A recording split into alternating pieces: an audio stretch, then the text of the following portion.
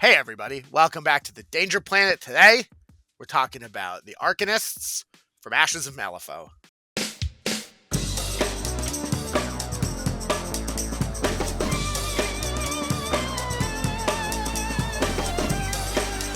All right, folks, today, I'm joined by two very special guests. Of course, those people are the most esteemed and notable Arcanists around.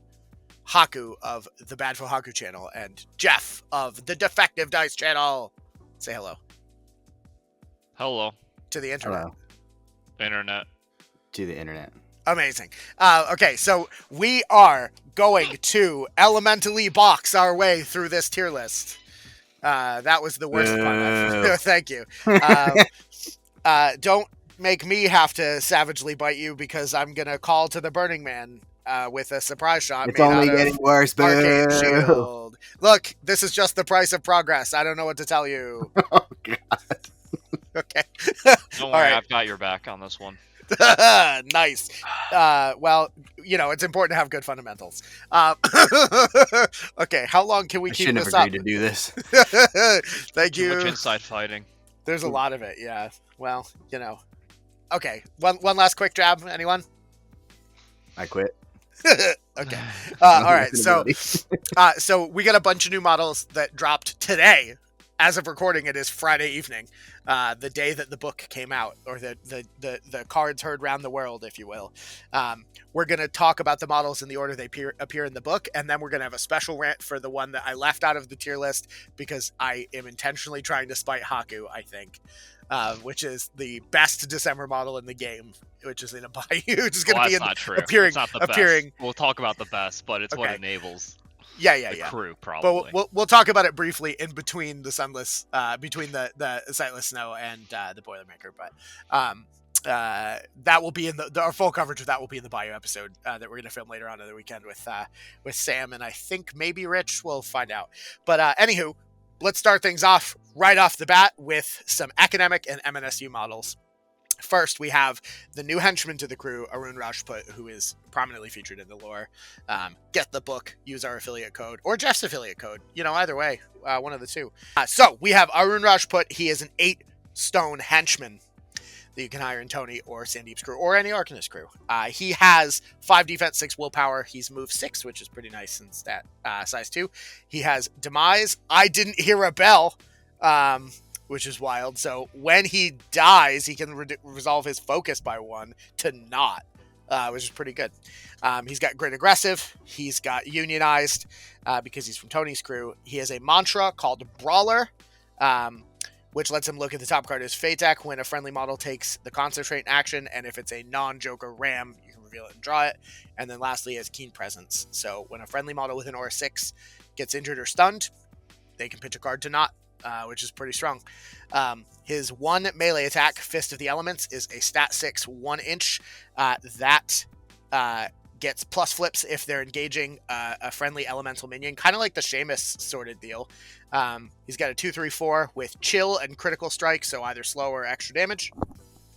And then he's got 1 non-bonus tactical action, Inside Fighting, which can only target each model once per activation, and friendly only, that lets them take a melee action with a trigger to concentrate or heal them.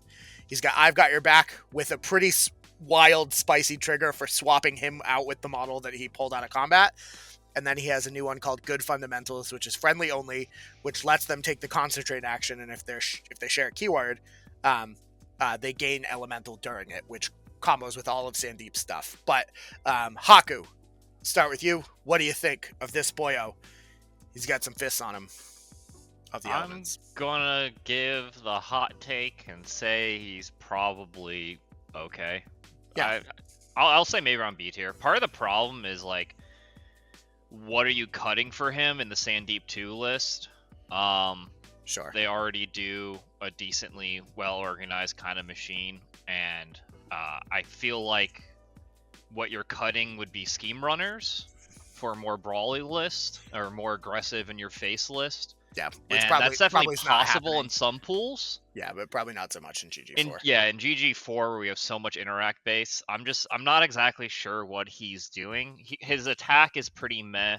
Obeying other elementals to take attacks, that's probably the 4-win Golem, right? I mean, he could do it to himself, which is kind of cute to get more focus so that he doesn't die, because apparently the I Didn't Hear a Bell doesn't have once per activation, so it can be very annoying to kill this model. I just don't really think this model needs to be killed, especially in Sand Deep. So you're never really targeting this model over anything else. I think the most annoying thing you can do is, stone for some tomes and start slowing your guys, but if you really want to slow your opponent, Sand Deep can just make ice pillars instead of pyro markers, and whatever. Yeah, so not particularly high. No, maybe if it changes to a more aggressive pool, it would be back again, just because having an unkillable model is pretty decent. Sure. For example, what's the henchman in the middle of the map scheme? Sweating Bullets. Sweating Bullets. He's really good in Sweating Bullets, right? He's a model that you basically can almost guarantee doesn't die unless they have anti-demise. And so it's good at denying it and good at scoring it. So sure. There's uses for it, but I don't see it becoming a centerpiece model. Jeff, what specifically? Anything you think stands out for Tony's crew? I mean, I think I know Sandeep a lot better because I've had little interaction with Tony, but yeah, I think if you are running Tony 1, if you want to give a Tony 1 player a bad time, then give her stunned, and I think an ability to keep stunned off of her is pretty sweet. But I think I agree with Haku. I feel like a lot of the abilities here are a little bit redundant or are kind of handled by other things. Getting an extra concentrate on a model is cool, but Sandeep's whole crew is already kind of doing that and has different ways to benefit from it. But I don't really see a good reason to take him over someone else. I feel like Kandara is the first one that comes to mind because he's giving you the card draw mantra, but Kandara is what's giving out all of the the staggered, and he's not doing that. So I don't see a good reason. Again, I think unless you were playing a game that was super just run to the middle and fight. I mean, obeying Ironsides is fun, right? Getting an extra punch with her is great. Attack. Yeah. Oh yeah, because it's not minion. It's only other friendly model only. Yeah, that's wild. That's good.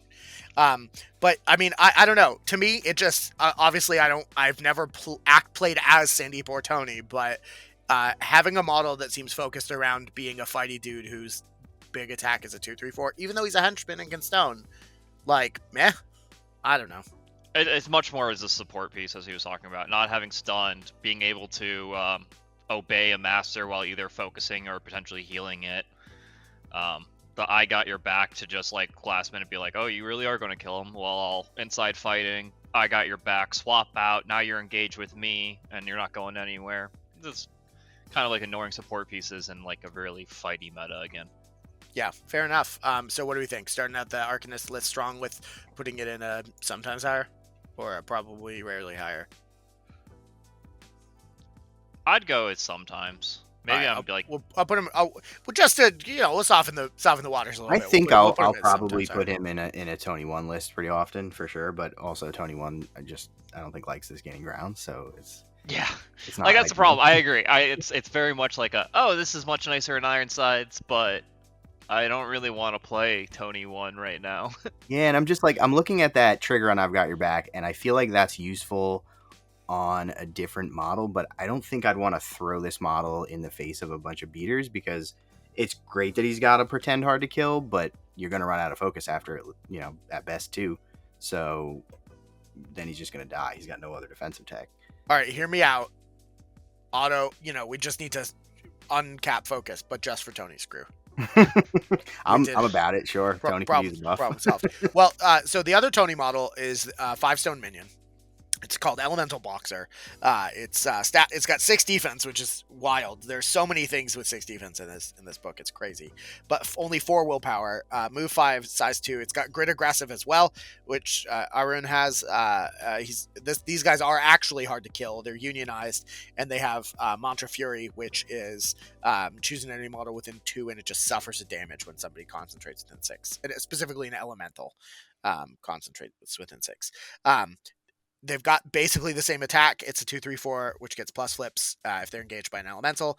But this one, instead of having chill and crit strike, has reposition, infect, and blaze. So wildly different punches. It's got a bonus action quick jab, which is a stat 5 attack, a melee attack bonus action that just does 1 damage. Unless you have a ram, then it does +1 damage for each condition to a maximum of 2, which really probably shouldn't have been capped, because I just feel like this doesn't do anything if it's not, but I don't know. And lastly, tactical action punching bag. Target a marker or another friendly model. Can't choose the same thing more than once per action. Push up to 2 towards it, and then push the target 2. So it's a little bit of an unpack bit. It's a 4-inch range, and it just happens, which is nice. What do you think? 5-stone minion, 5 health. Defense 6 hard to kill for a 5-stone minion with 5 health. Not bad. In general. Does it have a place? I don't know. I feel like that's not bad, and I'm just concerned that you're not going to... it seems like this model's primary role is putting out damage, and I don't think I'm going to rely on a 5-stone model with accuracy 5 on all their attacks to put out any significant damage. Yeah. It's got a couple of nice tech pieces that kind of... giving out a bunch of conditions is kind of nice. That tactical action for moving around markers can be really useful in certain situations, but I feel like there's other models that do the job better. You're going to want to spend more stones on a better model to put out the damage if that's what you're looking for. Yeah.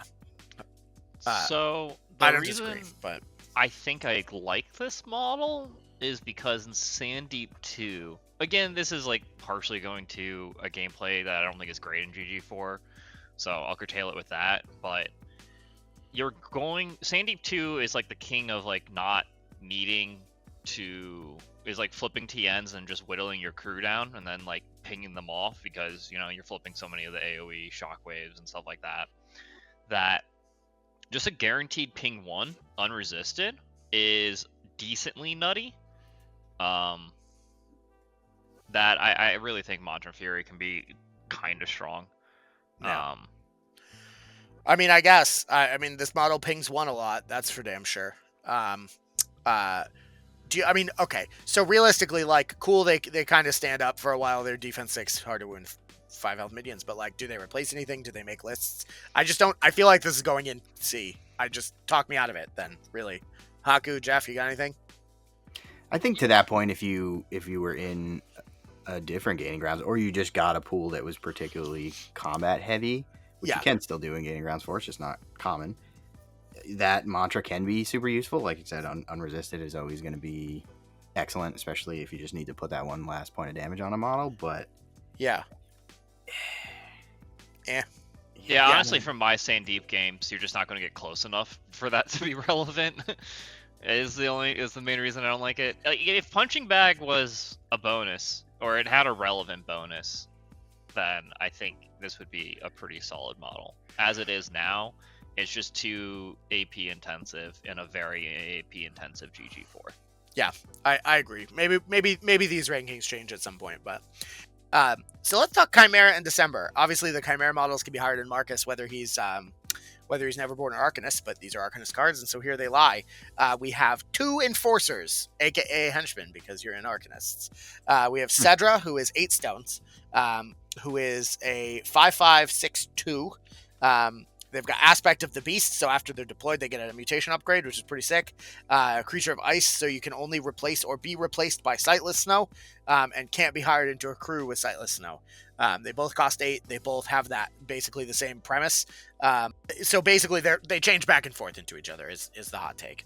But if it's in Ceddra form, we have Demise Eternal, which is once per turn, pitch a card, they heal 4 if they die. Shape Change, at the start of this activation, you can pitch a card to make an Ice Pillar anywhere within 6 and turn into Sightless Snow without discarding upgrades, which is really important in Marcus's crew, and unimpeded. We have Savage Bite, which is a 3/4/5 with 3 triggers. Terrible Bite for healing, Dismember for dropping corpses, and Bloody Fate, which is on a tome, draw a card, and if you didn't kill the model, discard a card. Onward, which is a walk for a bonus action on a suitless 5. Grim Feast, which is the December bonus action that everyone has, which is eat a corpse, heal 1/2/4. And then Call of the Mountain. So friendly beast or December model only move a number of inches up to its movement, and then you have 2 triggers, one for replace him with Sightless Snow, and one for pitch a mutation upgrade to attach a different upgrade on the target, which is built in. So Ceddra does some things. Do we want to just talk about Sightless Snow right away because they sort of flop into each other, or? I think that makes sense. I okay. think we got to talk about So both. in Sightless Snow form, they drop a movement, so 5/5/5/2. They still have Aspect to the Beast, so regardless of which way you deploy it, you're going to attach a mutation upgrade, which is great. In Sightless Snow form, when they do non-melee actions, they can arc it through Ice Pillars because this is a Rasputina model, and then at the start of their activation, same deal, they can shape change, but into Ceddra. Also in the human form, they're still unimpeded. They change out their melee for Frozen Strike, which is a 1-inch melee that's 1/3/4 and slow, which is great because the slow isn't conditional upon damage. I love that with just a Dismember trigger. Breath of Frost, which is a 2/3 blast, 4 blast.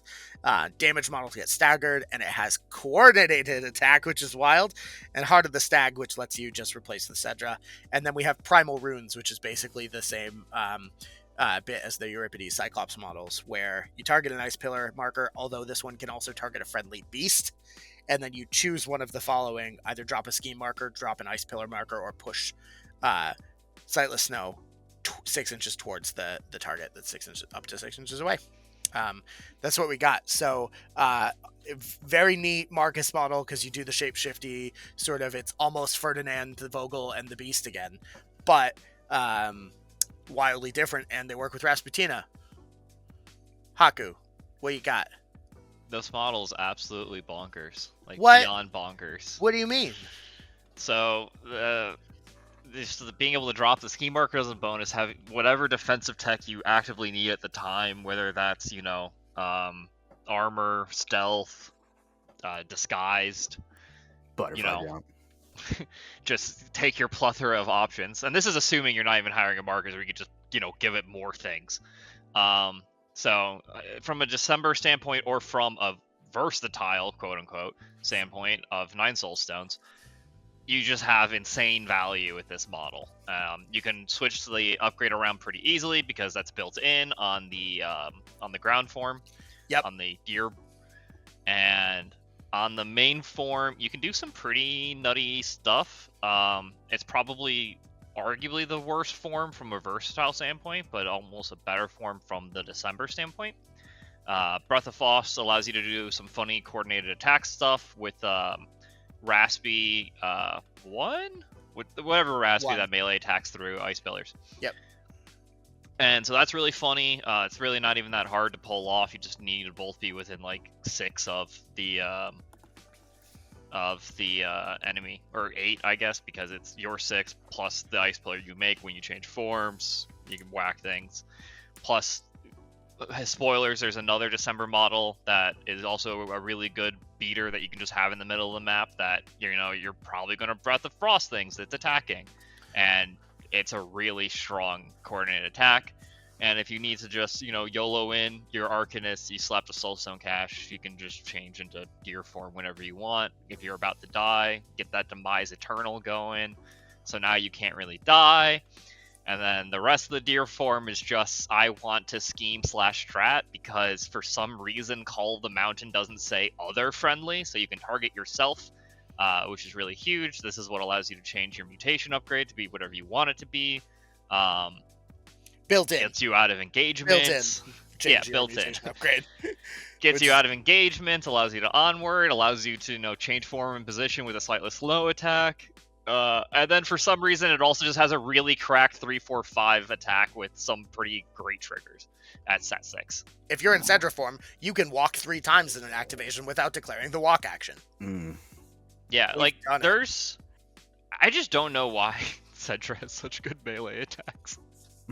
On top of everything, like they really just very overstated, I think, these models. Look, that face is why, obviously, and because of that, they get to have a Savage Bite. I just like turning into Sightless Snow. You get Crow hit the Dismember, slow them, ping 1, who knows, or you high roll the 3/4, change into your deer form, maybe with a Breath of Frost. and then just bonus action heal, like, and then become even more unkillable. There's just so many ways for the single model to do everyone, and anyone who's ever played a game that gives you choices on cards, it's like, oh, you have two like mediocre options to choose from, but it's a modular card. I'm talking like Hearthstone or whatever games you play. Generally, those cards end up being broken because two moderate options that can do one or two things means you can do the absolute best thing in that moment, which is normally very, very strong. And I truly think that the modular options are both broken in this respect. So you get to pick the best of whatever world you need, and that world is pretty bright. Yeah, I think this is just a crazy toolbox. There's so many different options. There's so much flexibility. You have multiple ways to disengage from enemies. You have lots of mobility. You got damage output, healing. It's kind of got a little bit of everything. I usually don't like hiring models into Marcus that want upgrades but can't spend the upgrades to get the benefits and then swap them to other models. But having that built-in trigger on Call of the Mountain alleviates that. I think that having Keeper of the Peak with Primal Runes means that you can throw a scheme marker over 12 inches. That's pretty wild. I mean, you can debuff, you can the card draw. Like, yeah, I think this model's. I'm super excited. I think I've played Rasputina twice in 3rd edition, and that ends today. I'm gonna go play some Rasputina and see how this goes because I'm excited. Nice. Dude, I'm so hyped. Everyone knows I overrate Raspy every time she gets like a positive change, just because I'm obsessed with that. And the weird part is yeah, she's my favorite master, always will be. Is it the Winter Wonderland Raspy, best model ever made? Yeah, sure. That whole crew is insanely awesome. I think Rasputina won Ashes of Malifaux. That's what I posted this morning when people started posting their stuff. So Raspy, did you say Raspy won? She won Ashes of Malifaux, yeah. Nice. I kind of agree because we aren't going to talk about her other model, but her other model is the very integral, I think, like doesn't die model that can sit in the middle that works really well with Sightless Snow. Yeah. And that really alleviates what like crew can do. The only thing I think holding the crew back is it doesn't draw a lot of cards. We've seen crews that have really high highs but can't draw cards just get drowned out by crews that, you know, are just cycling through the decks, and we still have a couple of those. So it might be a bit tricky to play on the very top end if you're not like naturally flipping some good cards. Sightless Snow, I think, helps a lot with that, being able to just ignore people and do the schemes and strats you need while staying very unkillable. So you can just keep your high cards. Maybe you do something crazy like hiring alkaloids to have tools for the job to guarantee a couple big hits now that you actually have models you're excited about doing big hits with. Wild. But the hottest take of this entire series is going to be you should hire acolytes. Nah, more realistically, you just play the Raspy that summons them. But yeah. Wild. I mean, I don't know. Where are you getting your card? I think Mech Rider maybe. You're just back to hiring Mech Rider to get more card draw. It's really hard with crews that you want to punch things with to figure out how you're going to get the high cards to guarantee it to be consistent throughout the games, because you're going to go up against crews like Sandeep, who just doesn't really care what their high card is, and they're just going to be flipping a lot of cards at you. Yeah, I was going to say, going back to the point about card draw is in Marcus, that crew tends to be very TN heavy, and this is not alleviating that problem. It's kind of making it, well, in some ways it's making it worse.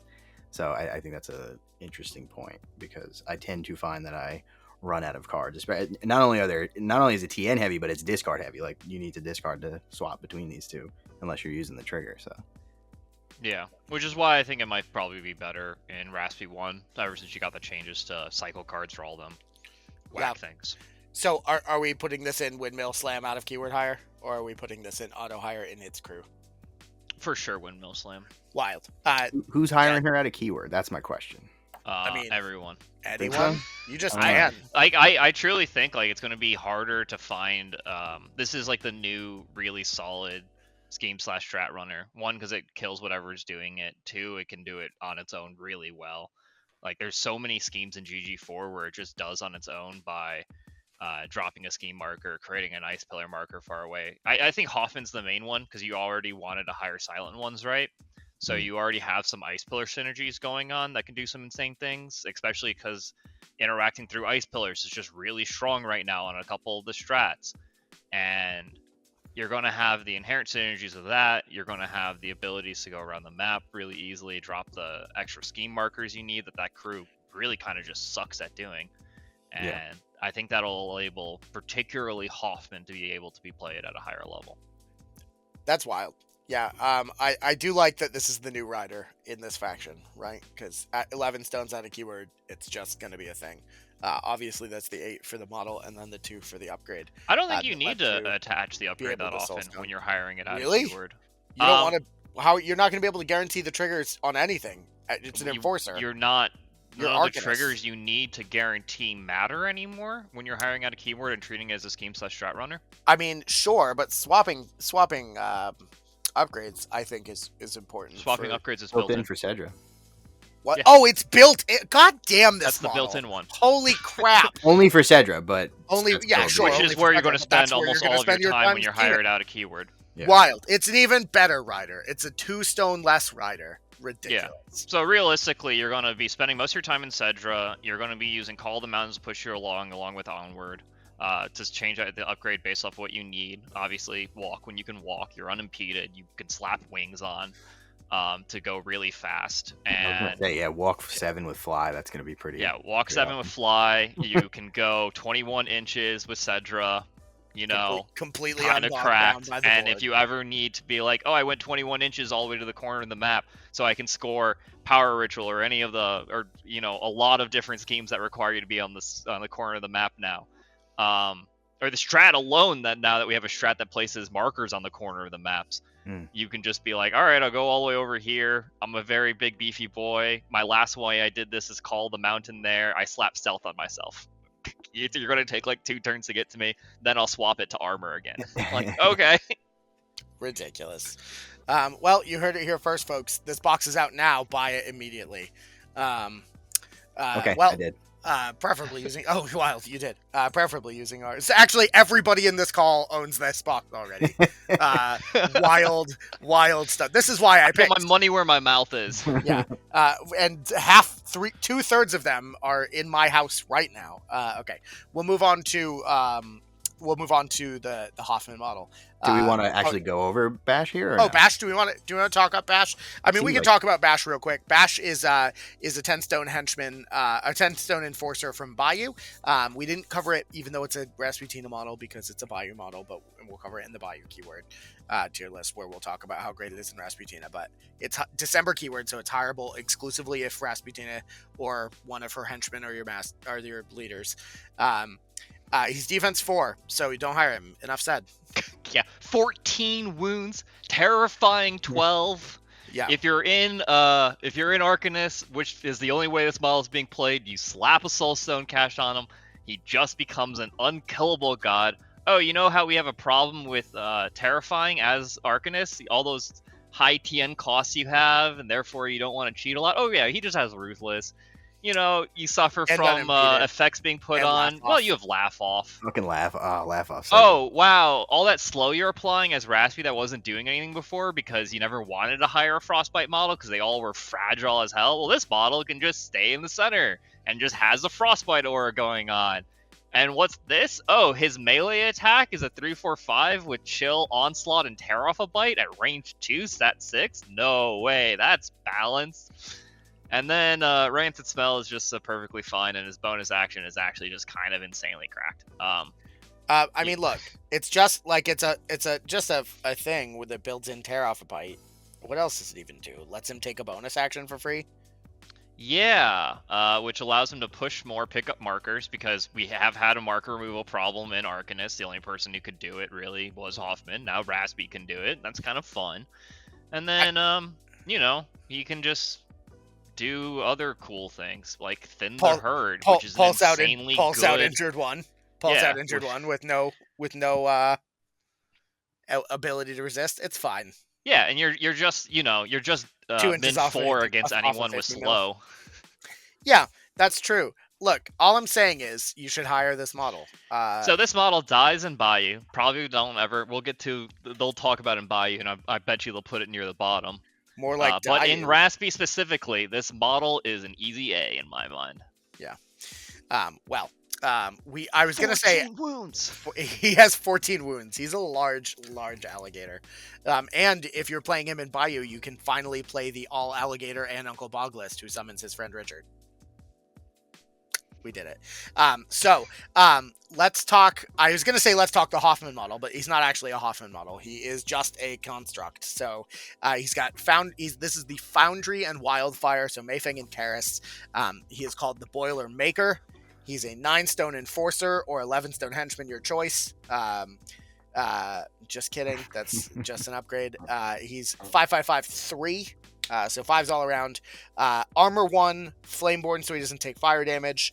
And then he's got some other stuff. So Path of Iron is when he walks, he can lower his burning to drop pyre markers by 2, which is neat. He has sort of Ride the Rails, except it works with pyre markers as well, which is wild. And then he causes enemies in the end phase within or 8 of him to take an extra damage from burning, which is neat. And then he's got a good melee. It's 1 inch of sort of blows, but 6 stat 6 with a built-in tome for give the target burning on a 2/4/6. I'm sorry, it's a 2/4/6. What the shit? Yeah, it's a 2/4/6. He's a golem. Why? Fucking good goddamn it! All right, let me rephrase. So he's got. I'm saying this again because I said it was a good melee attack, and now I'm mad at it. He's got Chain Rat Fist, which is a 1 inch melee that's stat 6 with a built-in tome to give burning. It's a 2/4/6, but it also has Shove Aside, which is nice. He's got a weird gun chain called Corrupted Chains that ignores models with burning for friendly fire. It's 2 3 blast 4 blast. Damage models get burning, and it has pull and drag and on your heels. So it's like sort of like a budget Peacekeeper in that respect. I don't know, that's a weird one, but it's stat 6 against defense and does 2 3 4 with blast, so that's like okay. And then weirdly he's a robot with Called with a Burning Man, and you'll have to either watch Dice's lore breakdown in a couple weeks or buy the book to find out why, but it's really cool and you should buy it immediately.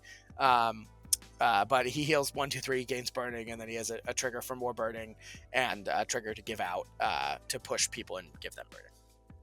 Yeah, so Boilermaker, he's a big, scrappy robot. He's got some fire. What do you think? Longton. Senor Haku. I think I almost want to say A, just because I think you hire this model pretty consistently in Karis now. Having another way to make pyre markers is really good. Karis 1, Karis 2, it doesn't exist anymore again. But in Karis 1... Wild. No, but I really like the walking to drop pyre markers is wild, and the ride the rails through pyre markers is also wild. So I say Karis 2 is dead. I arguably could bring it back a little bit. Built-in Shove Aside is kind of cracked. You are just min 2 though, so it's not that amazing. A lot of what I think not you're built in Shove doing... Aside, built-in burning. What? Yeah, it's built in Ember, not Shove Yeah, Aside. But you can stone two, for it. But in Karis 2, True. Oh, Karis 2 it has quote-unquote built-in Shove Aside. All right, calm It down. has Because you an can build in whatever, suit you want. No one has ever played a game with Karis 2 before, Haku. Except for when Fraudshine came out. Okay. I was gonna say, all right. Brandon, I've watched you play a game. All with right, Gary. calm down. Just because I did one whole Captain Con where I did nothing but play Karis 2, that's not the point.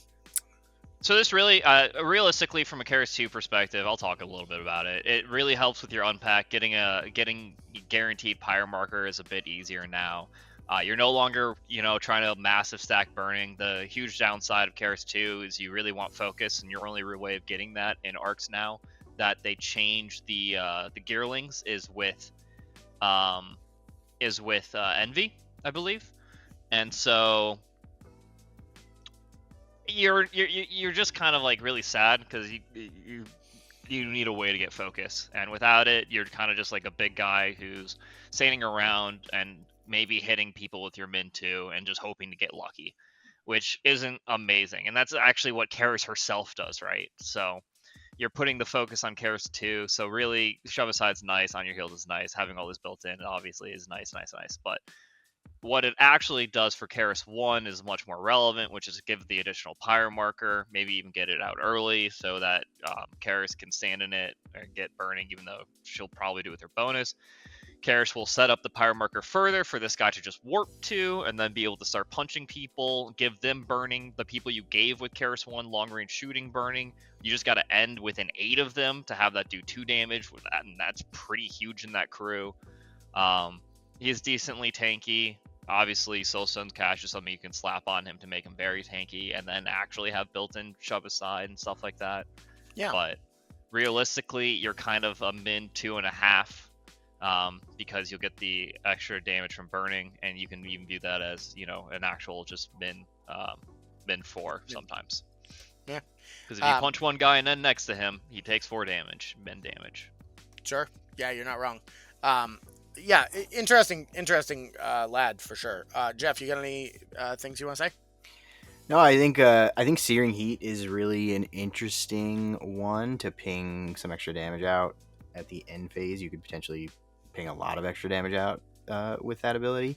I don't see it working as well in Mei Fang.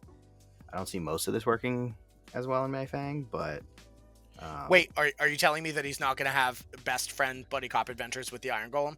You know, so the reason why I actually think he's decent in Mei Fang, and I'll go on my limb here, is because Shove Aside gets better when you have why am I blanking on his name? Yeah, Pit Trap Scrap Markers.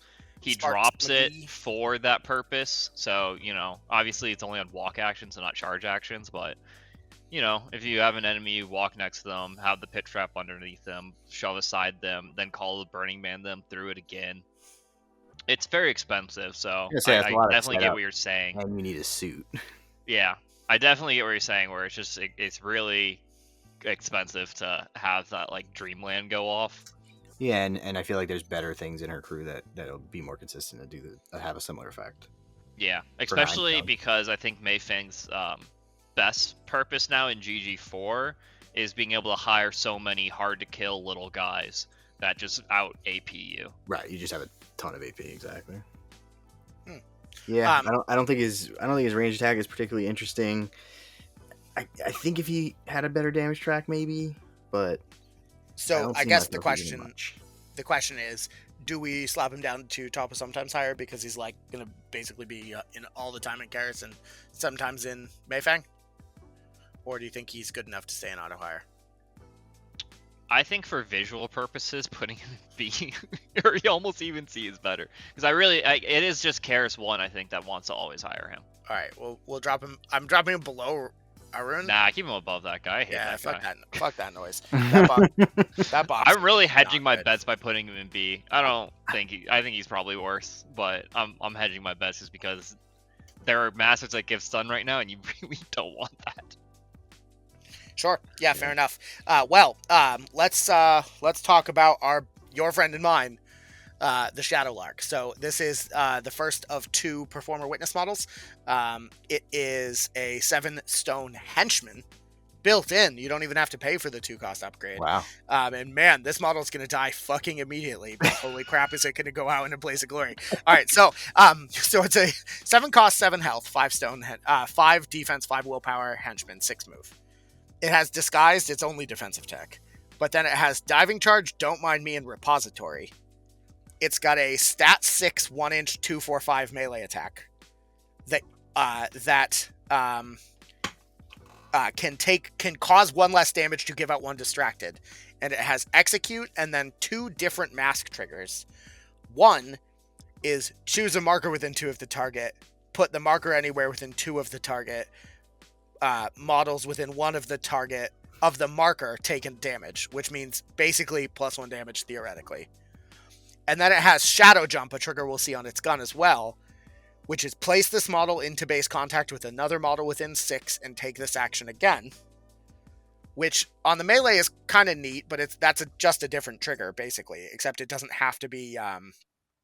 I think it's longer than leap aside or whatever the crap that one's called. I don't know. Wait, I'm gonna have an aneurysm with another. No, you can't place within yourself. Never mind. No. Yeah. So it's talking purely about the target. Okay. Purely the target, yes.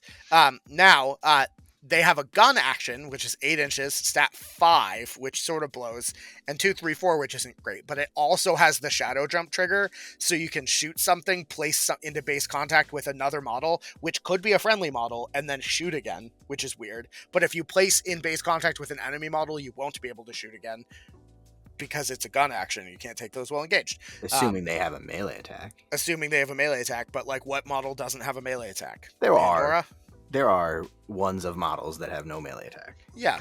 Sandy 2 being an example. And then the gun also has the ram Damien trigger for himself? extra damage with based on distracted. And then lastly, bonus action, pitch a card from the control hand or configuration to just drop a ski marker in base contact with itself, which doesn't flip, it just happens, which is kind of cool as a bonus action. I don't know. What do you think, Haku? This lady's nuts. She does stuff. And then immediately is made out of a piece of paper that is torn asunder by a stiff breeze. I think you can have some of the highest highs in the world with this model, and it'll be fucking glorious.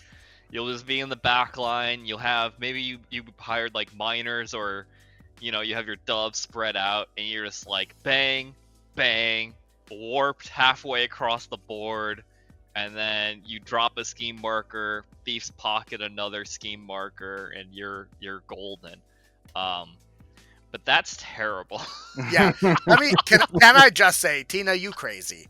I won't. I don't want to tell you. You guys got to buy the book to read the lore. But this lady's name is Tina.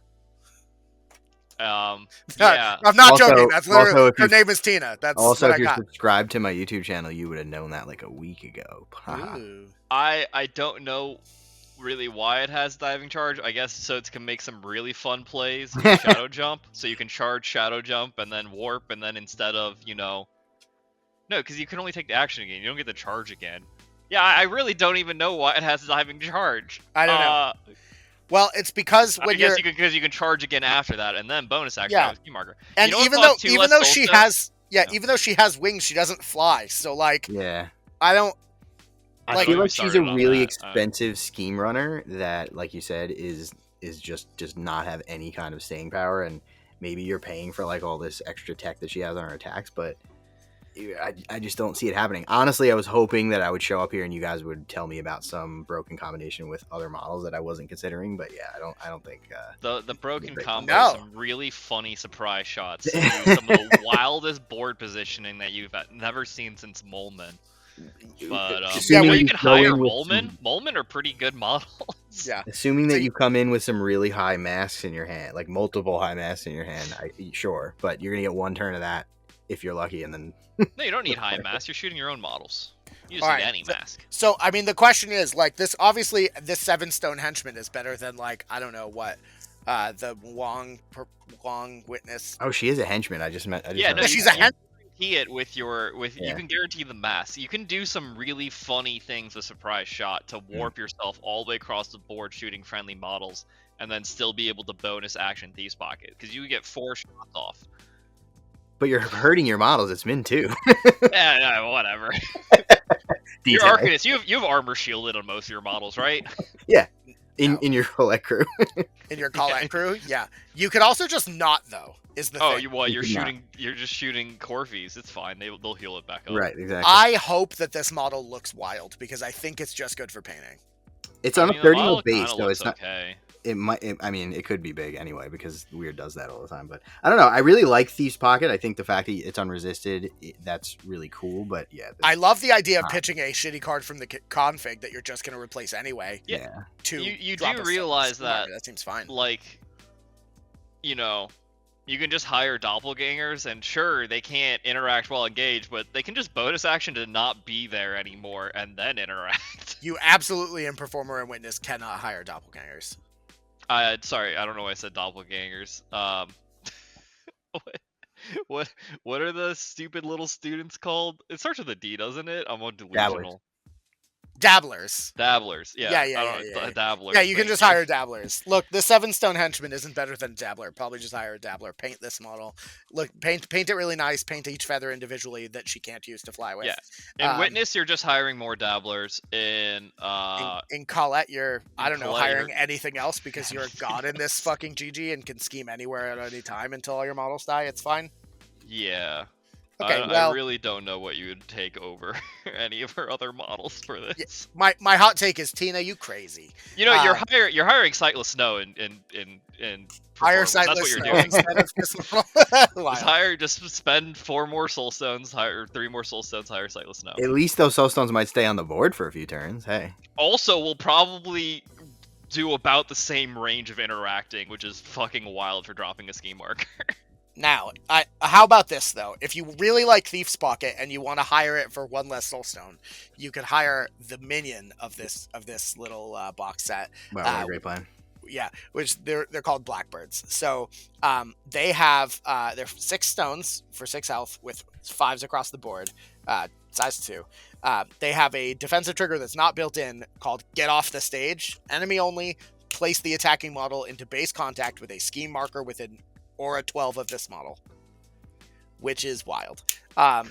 They also have Arcane Shield, Repository, and a new ability called Set the Scene, or it might not be new, but I don't remember what it does. After the distracting condition is lowered or ended on an enemy model with an Aura 6, this model may drop a scheme marker into base contact with that enemy model.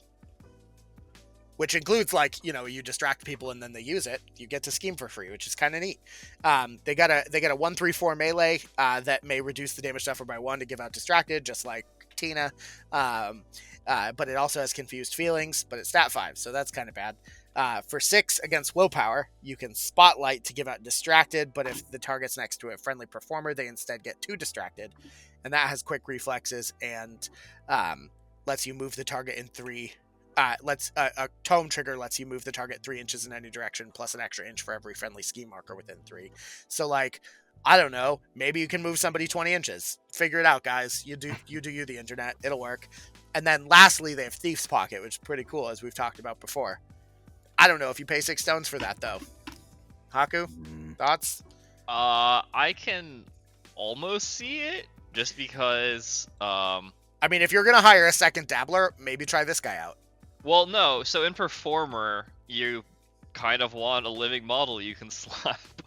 You know. Can Cassandra Felton steal Thief's Pocket? That's a thing. Yeah. I don't know if that's I guess good, that's though. true. That's kind of cool. I think realistically what it comes down to is you get Set the Scene, and Set the Scene can be a really disgusting... Yeah, just pulse out a shit ton ability. of distracted, plop a Blackbird, I don't know, give it Soulstone Cash. Why not?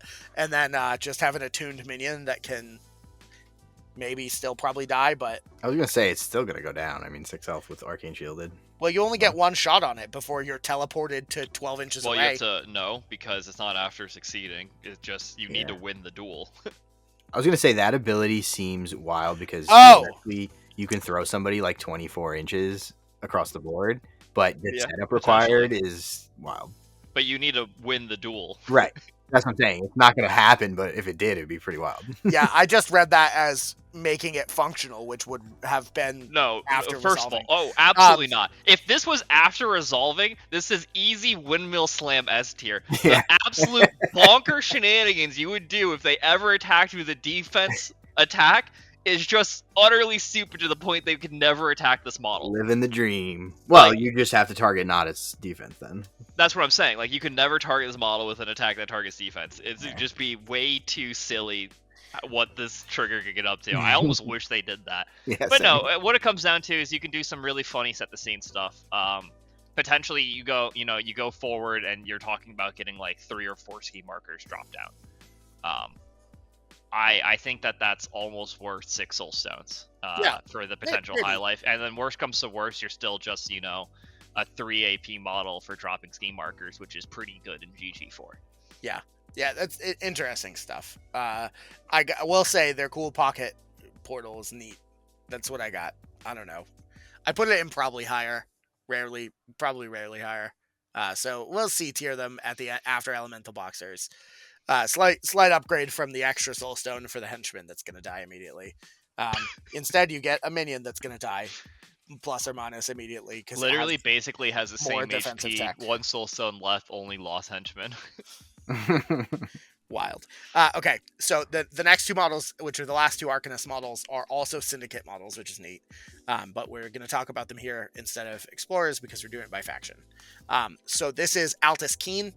He's a Chad bro. He's 5s across the board. He's got 8 health. He is an Enforcer. He has Arcane Shield, Price of Progress. Which one is real? Which is that Klaus's ability? When he activates, the opposing player has to discard a card. I think it's Klaus. And then Swirling Illusion. So once per turn, after this model takes damage from an enemy action, until the end phase, enemy actions targeting this model suffer minus flip to their duel, which is like sort of weird, manipulative, but bad. But on the flippity flop, he's got Twist Reality, which is great. Which is a stat 8, although which is a range 8, stat 5, which sort of blows, but you can do willpower or defense. Ignores friendly fire, does 2/3/4, ignoring armor and corporeal. He's a trigger for slow, a trigger for reposition, a trigger for distracted.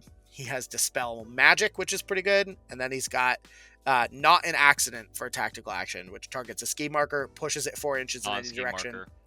A non-scheme marker, pushes it 4 inches in any direction, and then enemy models within pulse 2 of it have to take a TN12 willpower duel or take 2 damage.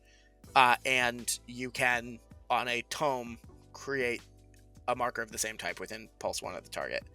And then his bonus action lets you make concealing around aura 1 of a friendly minion, of a friendly model. And on a mask, he can teleport to his sister, as long as she's within aura 6. Twist Reality's good. Stat I don't know 5, though.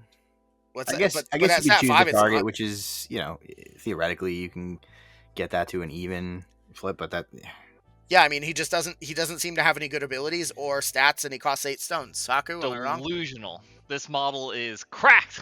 I mean, that's probably an exaggeration. Is he? Remember, Price of Progress is not irreducible, so you just ping off shielded. Yeah. He can be a really great backline models with models such as Mei Feng, who wants a lot of scrap markers and who can guarantee just creating scrap markers. So sure. Okay, yeah. Scrap marker every turn, dupes a pyre marker, dupes a ice pillar marker. He's versatile, right? So he's not trying to be in anyone's crew outside of Anya's. So yeah, duping a pylon might be rough. Duping a pylon might be a lot. It might. It was obviously better back when pylons mattered. Now that you need pylons in the enemy's face, it actually might be one of the ways Hoff 2 kind of comes back. Probably not, but maybe. Who the hell knows? Duping a pylon marker is obviously pretty good. Duping any of these markers I like a is really pyre good. marker. That sounds good. Scrap even seems fine. Scrap seems insane. Mei Feng, as long as you're next to what's his face that turns them into pit traps, you're doing the pit trap damage, you're doing a TN pulse, you're making them take the duel again. Do remember that pulse is pretty much the same thing you're already doing with Sandeep. Sure. Yeah, I mean, okay, so we're gonna pay 8 stones to make duplicate markers in some cases? Yeah, because the rest of his stuff is perfectly fine, because Twist Reality is a really good ability, especially when you can built-in delay. Yeah. Reposition you're not wrong. being built in is pretty solid as well. Yeah. I mean, not the greatest, but a little bit more on sometimes. And then Incognito is just cracked against a lot of crews. Yeah, I mean, I guess, except for when it's not, or like Angel Eyes, and then he's just dead immediately. I think I'm less hot on him, but I do think that in certain matchups he'll be really good. Arcanists don't have a ton of ways to target willpower and do damage, so Twist Reality is helpful, and ignoring armor and corporeal obviously is good, and then condition removal is just always good.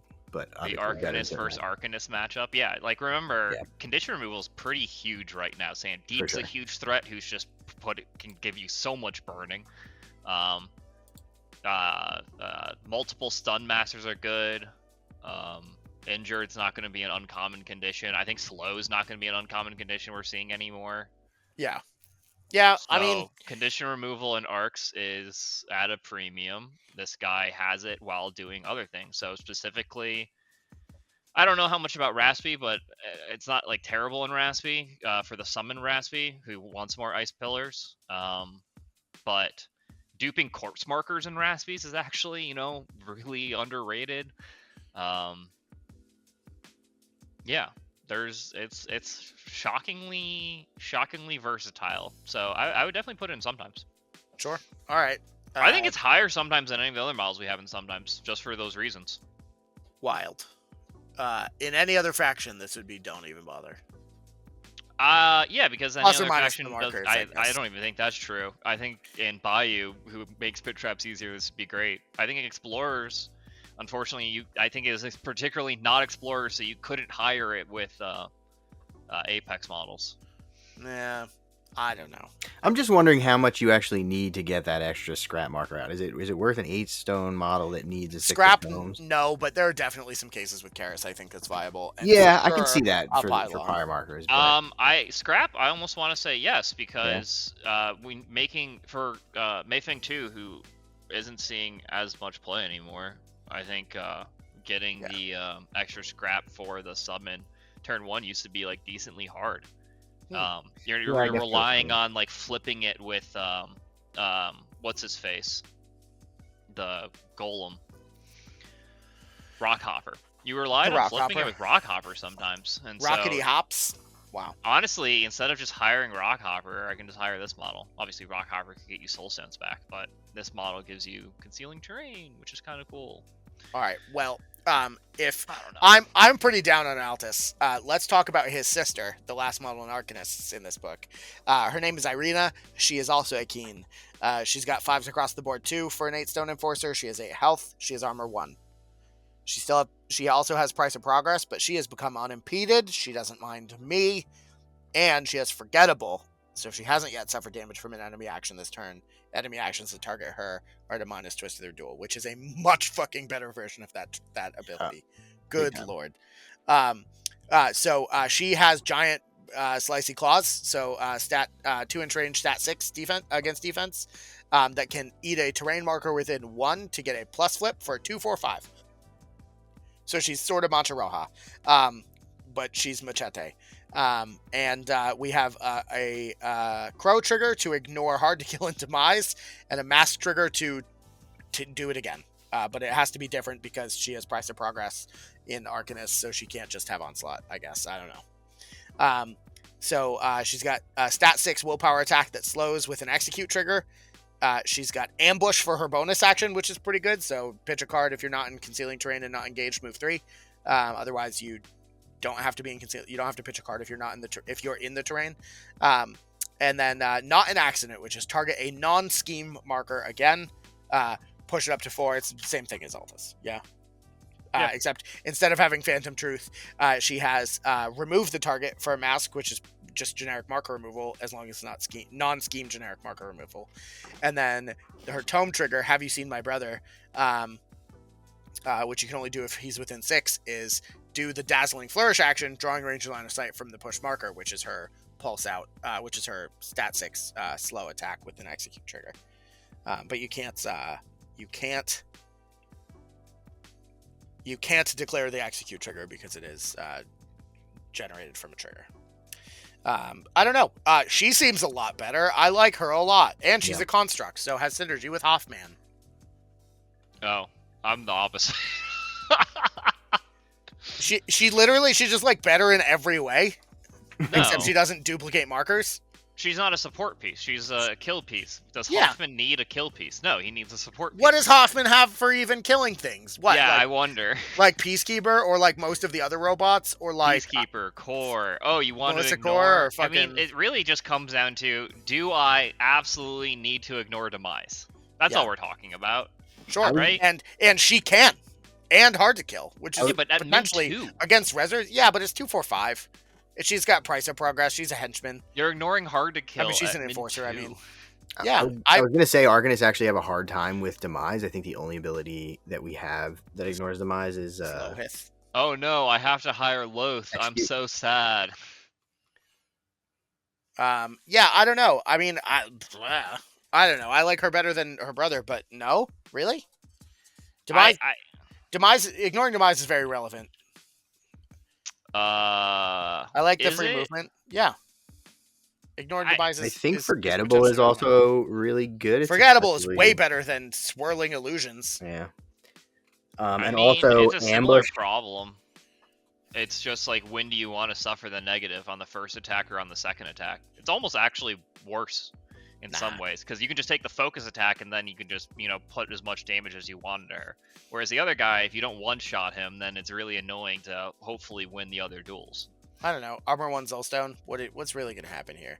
Well, It's you not gotta hard to remember, do. because I you don't have shielded, so your price of progresses are actually hurting you consistently. You don't really have a great way to get shielded. I guess Hoffman gives it to you for being a construct, right? So Yeah. you're getting at least one from Hoffman. You can one, get it in but Tony as again, well. I really don't know what Hoffman 1's getting from you, except for the ignore demise, and then oh my god, how many demises are out there that you really care about not triggering? Well, I there's guess about there's to be going a to be really Sightless good one. Snow in every list. So maybe I you mean- do need it against every Arcanist player just to go and kill the deer. But Sure. remember, the deer is going to be a henchman, so even if you stack focus on this guy, they're just going to stone you to negative. You're going to be min flipping. Yeah, for 2 damage. Yeah, I have. It's a plus to the action, right? So you get it for the damage as well, right? No. It's only for the duel. Yeah. Why do they go back and forth on that wording? That's weird. That's interesting. I don't know. Maybe I'm wrong, but I don't think so. The Yeah, you're right. That is different wording than they normally use. the picking up terrain markers is bad in most cases. It's really just ice pillar markers. Like, Raspy's fine hiring this model. Raspy's crew sucks, so you're definitely hiring versatile models in Raspy's crew. Once you hire, one Sightless Snow and one Alligator, you have a whole rest of your list besides silent ones. So, sure, whatever. You can. All right. I mean, Well, last thing, and it's kind of dumb, but she's a 50 mil base, and that means with ambush she can double scheme, which you're probably not going to want to do much with this model. But the late game maybe that. No, actually, that's a very good point. Yeah. No, that's actually hyper relevant to how I think about it. Huh. No, that's a huge. I did it in a game recently. It's pretty cool. That Ambush, is you a won't think huge of that way. point. Especially in GG4. Yeah. Wow. I mean, The whole not being engaged part obviously is what sucks about ambush. That's why I was saying it's going to be tough. But late game you kill whatever you're fighting, and then if she's isolated, you can. yeah, but you're not min 2 if you just flips only severe. 2, 4, 5 though. That's not a bad -12. damage track. Yes, Yeah. it is. No, it's not. Not You're crazy. spectacular, but it's Nope. not bad. Nope. I'm calling Name it like here. a good name like a good Hoffman. beater model that's 2, 4, 5. Valedictorian. Should I really set the bar that low? Yeah, valedictorian's not very good. She hasn't been nerfed like 4 times. It's fine. She's stat 7 though. Yeah, who among us, Haku? I'm stat 7 Yeah. if I try hard enough. Well, so here's the thing though. So going back to the ambush scheming thing, she's also got a 2-inch melee. So if you're keeping something, yes. preventing is- something from engaging you can still take advantage of that theoretically. Yeah. That's true. And she has Don't Mind Me, so it doesn't even matter because she can interact while engaged. But then she which couldn't is- ambush. Which is relevant. Your built-in one onslaught. It's not hard to give focus, but Yeah. technically the other focus holders in the crew aren't amazing, I guess, because Peacekeeper doesn't really need it because his min damage is fine. Core Yeah. needs it, but Yeah, but you're I gonna hate obviously. Core anyways. Yeah. Yeah. Alright. You can do really funny execute things with in Hoffman as well, because you can do Make them discard cards. Why What? am I blanking on the guy's name? No, you have the other execute guy. Klaus? Oh, Joss? No, the The Jossman? spider. Oh, Ryle Hoffman. No, Joffman. Howard Jeffrey. Langston. Jeff Dice. I used to hire this model, not a Howard regular. Langston. Howard Langston. Howard Howard frickin' Langston. Langston. How did I forget Howard frickin' How- Langston? Howie Yeah. Langs. Howard That's what I Langs call him. has execute as well, so Because Langs rhymes with bangs, and he's very bald. you can That's how I remember it. do you can do some other fun things there. Wild. Okay, well, I'm going to put her in sometimes higher, and thus concludes the Arcanist tier list for Ashes of Malifaux. This book is wild. You should totally get it. You should check out Haku's. He's going to do a thing where they talk about models, presumably at some point. Yeah, I assume. Now that I have the whole book, maybe we'll do it. I don't know about this weekend. It might be a bit too rough. I almost want to wait till it's in the app, but yeah, we're definitely going to do it. Same thing I did on the other books that don't have masters. We're just going to rate it out of 5 stars. Pretty much the same thing. We're doing the tier list out of keyword, auto hire, stuff like that. Yeah, buddy.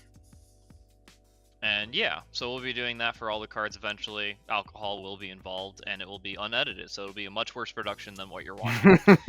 Nice. Well, if you want somebody to be on that, I promise to do 1 shot per card, and I'm not stopping till I'm dead. So you will die very quickly. I think that's murder. I Joke's don't on know. you. So I don't You're not a know if lawyer. your body will let you kill yourself by taking shots. Trust me, it will. I have special training. I was in the Marine You Corps. can definitely get it. Yeah. Yeah. Hey, at least I can call 911 to your place now that I know where it is. Joke's on you. No, you don't. Oh, you do. Damn it, you do. Fuck. Yeah. All right. Well, that's fine. I'll be at Doug's house, which you. Oh no! Damn it! Now you've been to Boston. I can't hide anymore. Everybody get in the comments about Haku taking me to the rat hole when I go out to Chicago for Adepticon. Do you guys realize we don't have a single auto hire in the crew? That's kind of wild. I really do think Ark's probably lost out in this book, minus the fact that every crew got Sightless. Every crew got one. I think Arun in Tony 1 might be auto hire. I gotta play it first, but it's quite. You'll have to report back, and then I'll edit the tier list. I mean, but Tony 1 has to be so bad in GG4, right? Oh no, absolutely. But I will still play her because I love her. So I mean, here we are. You'll get the one time where it's like the full kill scheme, sweating bullets, all that stuff, all right in the middle, and you'll just be like, it is Tony's time to shine. And then you'll be like, wait, why didn't I just play Hoffman? Wild. Jeff, what do you got coming soon? Obviously, you are the lore keeper of Malifaux that exists on the internet. So. That's the title that people have given me, although I don't know if it's true. But you are it, though. So. I don't know exactly because I was not expecting to be on this video. Well, that for sure. I didn't. Because I asked you literally 10 minutes before we started, and I thank you profusely and appreciatively. Luckily, I do play 3 of the crews in my faction when I play the game once a year. But anyway, I will hopefully have something coming in the next week or so about the characters in this book who were already existing in the lore. So if you would like to know where they come from, such as Bash or the Keenes or various other models that have some history, then keep an eye out for that. I also have... Like Tina? What's that? Like Tina? Tina, sort of, yeah. You crazy, Tina. Kinda. She doesn't have much. There's not a lot to say about her, but at least to point people in that direction if they want to go find out more about that character. And I also have not told anybody this, but I will be interviewing the author of Ashes of Malifaux. So keep an eye out for that in the next couple of weeks. Oh my gosh, Tim Akers himself? Tim Akers himself. Amazing. Very cool. Well, tell Tim I say hello. I met him one of the other funny Adepticon last year, I think. What's the other funny thing, Haku? This tier list is also my model aesthetics tier list, probably. It's also, can I just say, a giant F. Like it's shaped like a giant letter F. Which is what this was honestly what this faction deserves. No, it doesn't deserve Sightless Snow. That's just a problem. It's a problem. Awful. Well, you've heard it here first, folks. And again, get down in the comments about making Haku take me to the rat hole. But thank you for listening. I have been Brandon. Again, I was joined by Haku and Jeff, Defective Dice. So check out the Discord. Check out our Patreon. Sign up for the use our affiliate code to buy this book. It's awesome. Huge fan. and also 1 copy of Sightless Snow and Ceddra. They're all available on their web store now. Thanks. Bye-bye. Say goodbye to the internet, guys. Goodbye. Internet. Okay.